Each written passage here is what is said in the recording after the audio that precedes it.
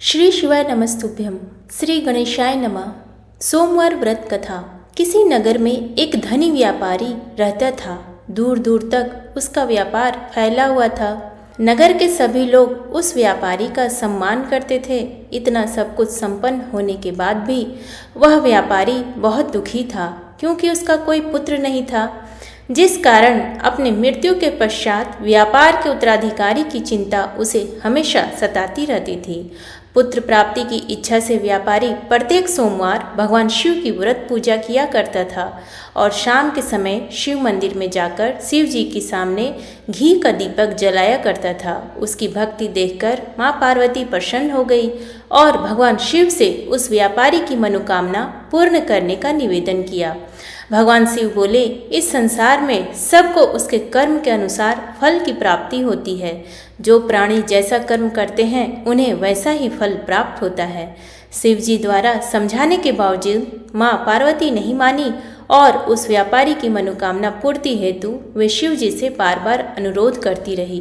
अंततः माता के आग्रह को देखकर भगवान भोलेनाथ को उस व्यापारी को पुत्र प्राप्ति का वरदान देना पड़ा। वरदान देने के पश्चात भोलेनाथ माँ पार्वती से बोले, आपके आग्रह पर मैंने पुत्र प्राप्ति का वरदान तो दे दिया, परंतु इसका यह पुत्र 16 वर्ष से अधिक समय तक जीवित नहीं रहेगा। उसी रात भगवान शिव उस व्यापारी के स्वप्न में आए और उसे पुत्र प्राप्ति का वरदान दिया और उसके पुत्र के 16 वर्ष तक जीवित रहने की भी बात बताई। भगवान के वरदान से व्यापारी को खुशी तो हुई, लेकिन पुत्र के अल्पायु की चिंता ने उस खुशी को नष्ट कर दिया। व्यापारी पहले की तरह सोमवार के दिन भगवान शिव का विधिवत व्रत करता रहा। कुछ महीनों के बाद उसके घर एक अति सुंदर बालक ने जन्म लिया और घर में खुशियां ही खुशियां भर गई। बहुत धूमधाम से पुत्र जन्म का समारोह मनाया गया, परंतु व्यापारी को पुत्र जन्म की अधिक खुशी नहीं हुई, क्योंकि उसे पुत्र की अल्पायु के रहस्य का पता था। जब पुत्र 12 वर्ष का हुआ तो व्यापारी ने उसे उसके मामा के साथ पढ़ने के लिए वाराणसी भेज दिया। लड़का अपने मामा के साथ शिक्षा प्राप्ति हेतु चल दिया। रास्ते में जहाँ भी मामा भांजे विश्राम हेतु रुकते, वहीं यज्ञ करते और ब्राह्मणों को भोजन कराते। लंबी यात्रा के बाद मामा भांजे एक नगर में पहुँचे। उस दिन नगर के राजा की कन्या का विवाह था, जिस कारण पूरे नगर को सजाया गया था।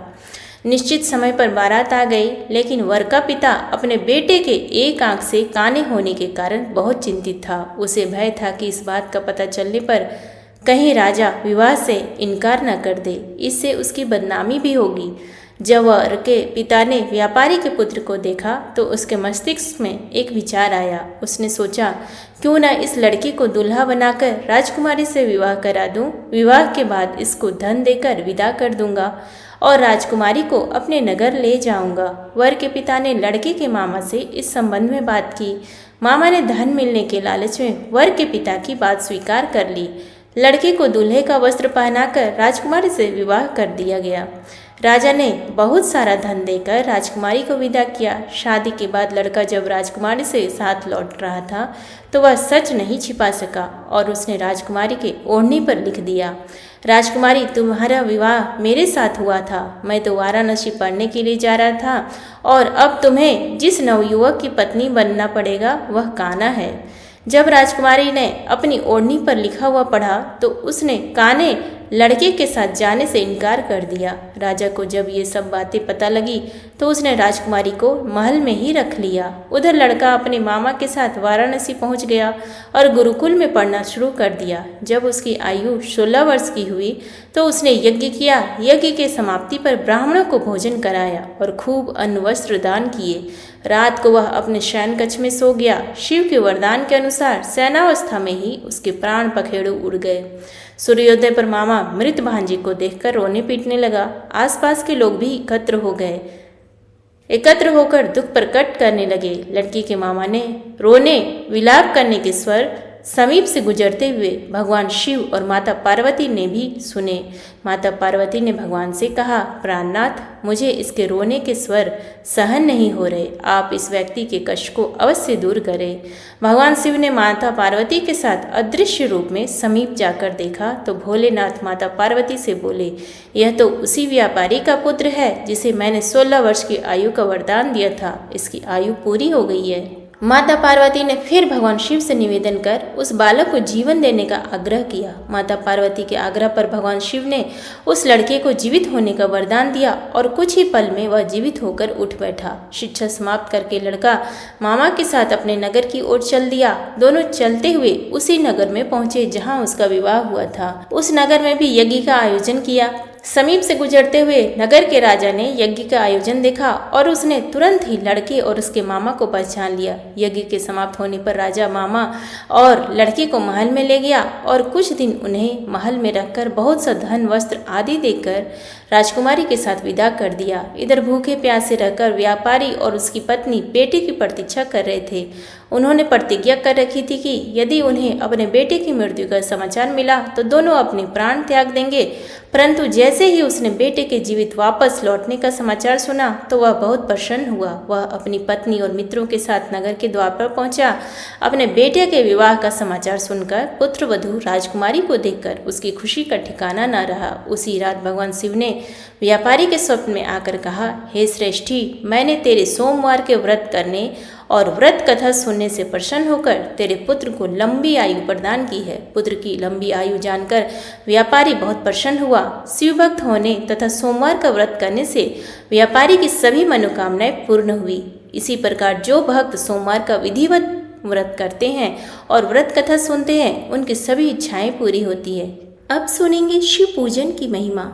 लोमस जी कहते हैं, जो मनुष्य शिव मंदिर के आंगन में झाड़ू लगाते हैं वे निश्चय ही भगवान शिव के लोक में पहुंचकर संपूर्ण विश्व के लिए वंदनीय हो जाते हैं। जो भगवान शिव के लिए यहाँ अत्यंत प्रकाशमान दर्पण अर्पण करते हैं वे आगे चलकर शिव जी के सम्मुख उपस्थित रहने वाले पार्षद होंगे। जो लोग देवाधिदेव शूलपाणी शंकर को चंवर भेंट करते हैं वे त्रिलोकी में जहाँ कहीं जन्म लेंगे उन पर चंवर डोलता रहेगा। जो परमात्मा शिव की प्रसन्नता के लिए धूप निवेदन करते हैं वे पिता और नाना दोनों के कुलों का उद्धार करते हैं तथा भविष्य में यशस्वी होते हैं।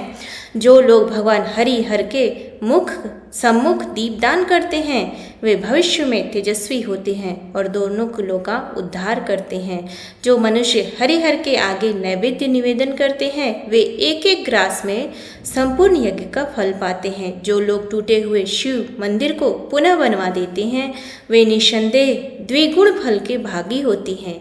जो ईंट अथवा पत्थर से भगवान शिव तथा विष्णु के लिए नूतन मंदिर निर्माण कराते हैं वे तब तक स्वर्गलोक में आनंद भोगते हैं जब तक इस पृथ्वी पर उनकी वह कीर्ति स्थित रहती है। जो महान बुद्धिमान मानव भगवान शिव के लिए अनेक मंजिलों का महल मंदिर बनवाते हैं वे उत्तम गति को प्राप्त होते हैं। जो अपने और दूसरों के बनवाए हुए शिव मंदिर की सफाई करते या उसमें सफेदी कराते हैं वे भी उत्तम गति को प्राप्त होते हैं। जो पुरुष अथवा स्त्रियां शिव जी के आंगन में विविध रंगों के चौक पूरती हैं वे सर्वश्रेष्ठ शिवधाम में पहुंचकर दिव्य रूप प्राप्त करेंगी।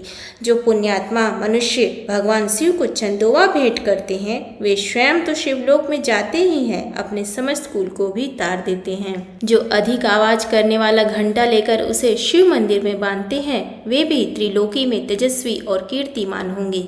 धनवान हो या दरिद्र जो एक दो या तीनों समय भगवान शिव का दर्शन करता है वह सुखी होता और समस्त दुखों से छूट जाता है। हे हरे और हे हर, इस प्रकार भगवान शिव और विष्णु के नाम लेने से परमात्मा शिव ने बहुतेरे मनुष्यों की रक्षा की है। तीनों लोकों में महादेव जी से बढ़कर दूसरा कोई देवता नहीं दिखाई देता, इसलिए सब प्रकार के प्रयत्नों से भगवान सदाशिव की पूजा करनी चाहिए। पत्र पुष्प फल अथवा स्वच्छ जल तथा कनेर से भी भगवान शिव की पूजा करके मनुष्य उन्हीं के समान हो जाता है। आँख मदार का फूल कनेर से 10 गुना श्रेष्ठ माना गया है। आँख के फूल से भी 10 गुना श्रेष्ठ है धतुरे आदि का फल।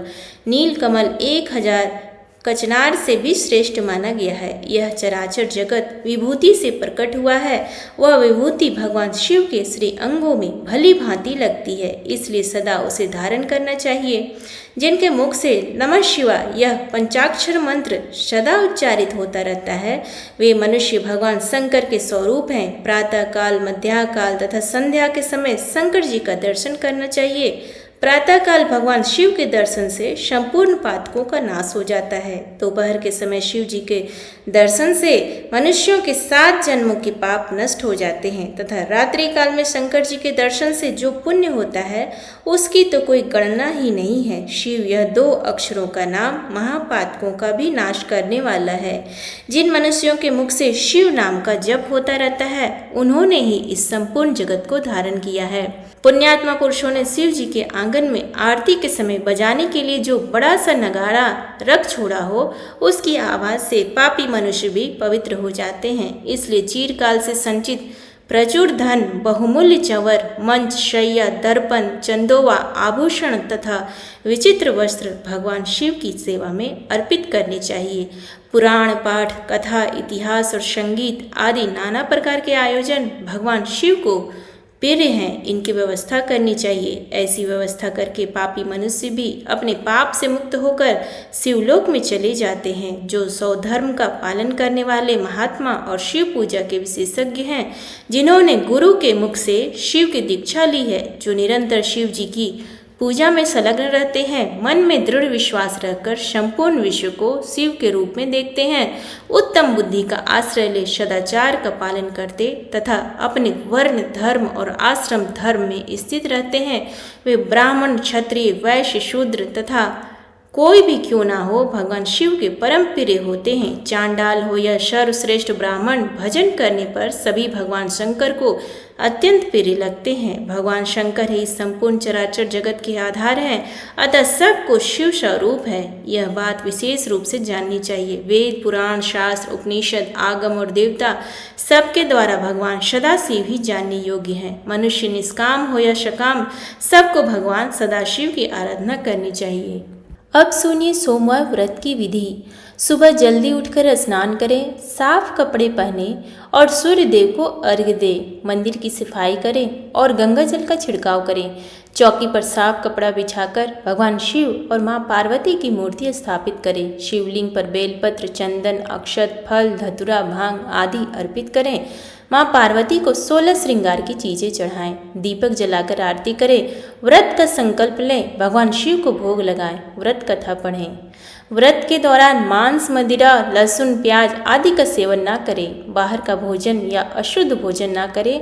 झूठ बोलने से बचें और अपने क्रोध पर नियंत्रण रखें। चोरी या किसी भी प्रकार का अपराध ना करें। इस व्रत के बारे में कहा गया है कि ग्रहण आदि में जप, ध्यान, हवन, उपासना, दान आदि सत्कार्य करने से जो फल मिलता है वही फल सोमवार के व्रत से मिलता है। श्रावण में केदारनाथ का ब्रह्म कमल से पूजन, दर्शन, अर्चन तथा केदार क्षेत्र में निवास का विशेष महत्व है। इससे भगवान शंकर की प्रसन्नता और शिव की कृपा प्राप्ति होती है। यही लाभ सोमवार के व्रत से भी मिलता है। प्रेम से बोलिए श्री शिवाय नमस्तुभ्यम। हर हर महादेव। धन्यवाद।